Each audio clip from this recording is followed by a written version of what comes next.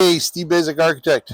I'm out here at our Riverside project, and looky here, we're just getting started. We're casting the footings today. We got all our cast the characters here. We got our steel mate holders there that hold the rebar. You can see those are those bent L's that go down and they alternate.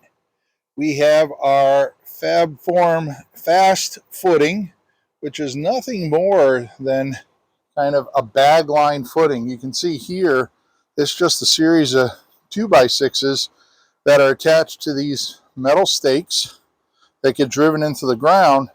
They're leveled and set at the right height, and then just this fast footing form is just stapled on the inside, and there's corner pieces that make up the corner, so it gets nice and neat.